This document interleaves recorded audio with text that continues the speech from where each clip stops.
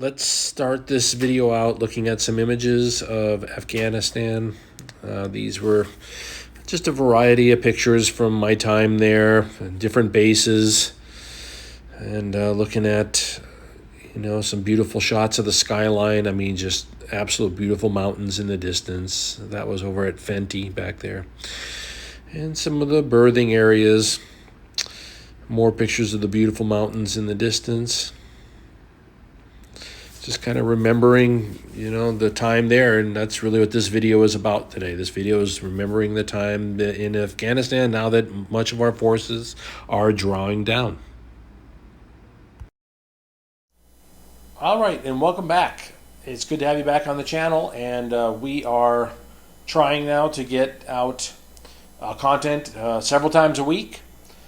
We are continuing on with our overseas contracting series, talking about working overseas, how to start working overseas, the jobs that are available, all of such.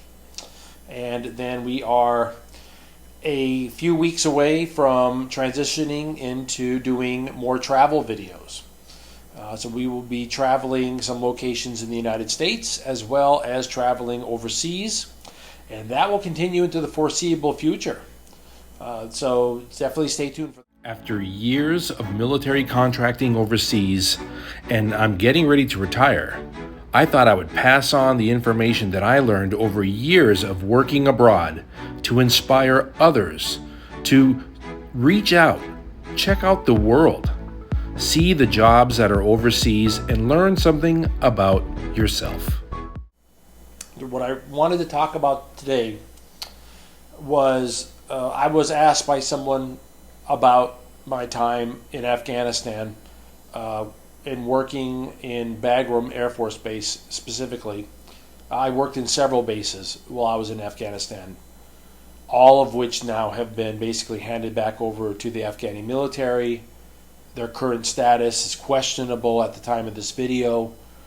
This is in July of 2021 we're making this video. Whether they are still in the hands of the Afghan military or not, I don't know. Again, I worked at multiple bases. And my experiences there, but talking specifically about Bagram, a huge military base, very important for the U.S. military and for all NATO forces. Essentially, Bagram was an unsinkable aircraft carrier. It was, for all purposes, this very strategically located base that just gave it a unique position where you could land cargo and other types of aircraft of all sizes, perform maintenance on them, upkeep on them, arm them, refuel them, and reach just an area of the world that otherwise is very remote, very hard to get any kind of military services in there without major supply chain issues. But Bagram was built to have those supply chains in place already. And so because of that, it was just this, again, like an unsinkable aircraft carrier in the middle of Afghanistan that provided everything that you could need on a military base in a city, basically. You had multiple dining facilities. You had berthings for a large number of soldiers that could expand and contract. You could have thousands of soldiers come in and house them there in large bunk buildings that would have like hundreds of bunks inside. But then at the same time, the folks who were there all the time would be in rooms of 3 people to a room, or your own room to yourself. And so you had this ability to expand and contract the needs of the base as necessary.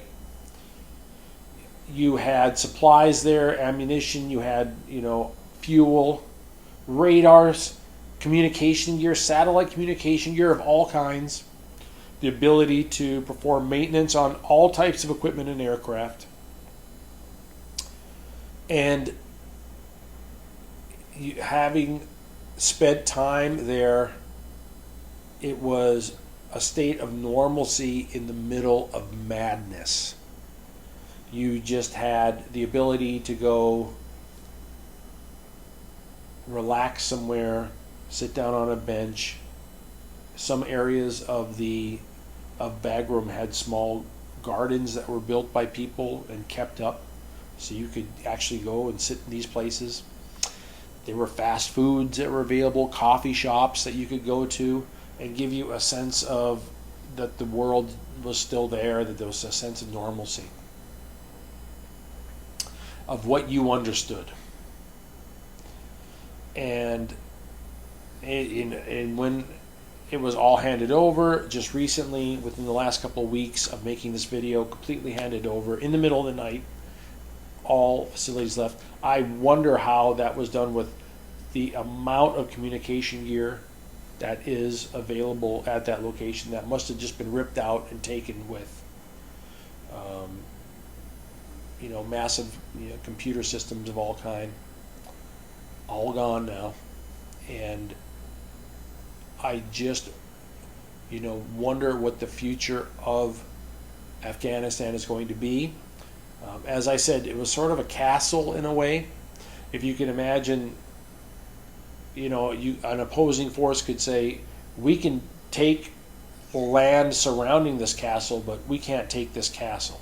And they can constantly come out of the castle and come at us and go back, and we can't get them. That is what Bagram was.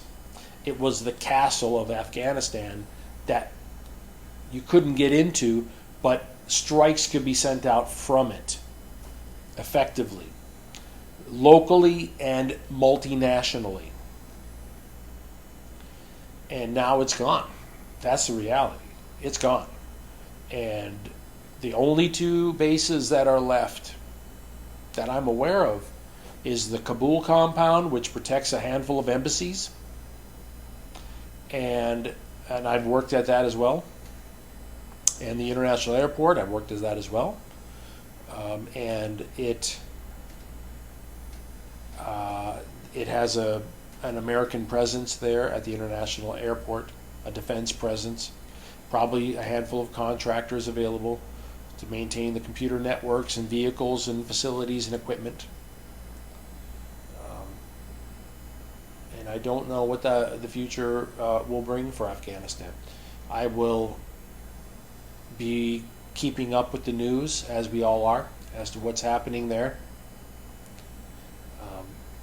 I had a chance to meet and spend time with a lot of great people there, and it meant a lot to me in my lifetime. I'm very glad that I had a chance to go there and see that country when I did. I don't think it's going to be a place that's going to be visitable for quite some time after this. If you have worked in Bagram or in Afghanistan and you would like to put some comments down of your experiences, please do. I'd like to read them. And mostly, I just wish you all the best. I wish the people of Afghanistan the best. I wish the people that working there still, my Afghani counterparts that we worked with, that were on base, I wish them, safety and all the best for their future. And that is about it. Thank you for spending some time today, letting me just discuss this. We will continue to make videos on overseas contracting, and we will, as I said, we will be going into travel videos after that. How to travel inexpensively and travel the world, basically, on a good budget. I look forward to that. I look forward to where the channel is going. And I wish you all the best. Thank you for spending some time, okay? Have a great day.